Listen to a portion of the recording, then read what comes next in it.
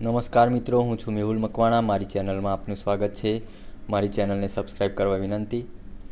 તો BLO એપમાં dashboard પર ટોટલ ઇલેક્ટરની માહિતી જે આવે છે તેમાં એક ફિલ્ટરનું ઓપ્શન છે. તે ફિલ્ટરમાં આપને બધા ઓપ્શન જોવા મળશે, જેમાં આપને મતદારો જેન્ડર વાઇઝ જોતા હોય તો તે જેન્ડર સિલેક્ટ કરી એપ્લાય કરો તો તમને જેન્ડર વાઇઝ મેલ, ફિમેલ અથવા થર્ડ જેન્ડર મતદારો જોવા મળશે.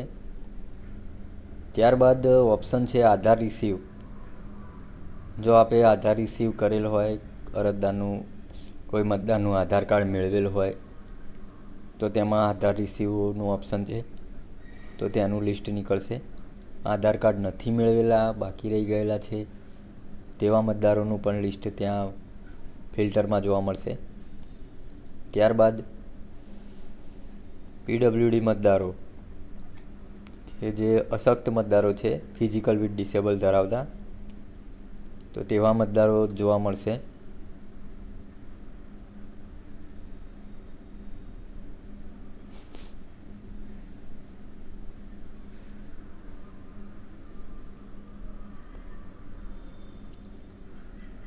ત્યારબાદ ફિલ્ટરમાં લાસ્ટ ઓપ્શન છે એજ ગ્રેટર ધેન.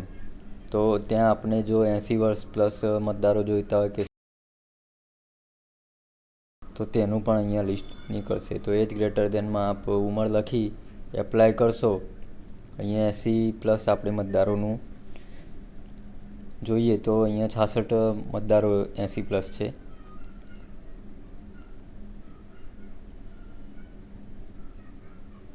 તેવી રીતે 80ની જગ્યાએ 100 લખી આપ 100+ મતદારો પણ 100+ એજવાળા મતદારો પણ નીકાળી શકો છો.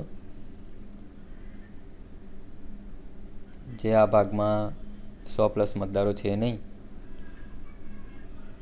આમ આટલા ફિલ્ટરમાં ઓપ્શન આપેલા છે જે BLOને ખૂબ ઉપયોગી છે.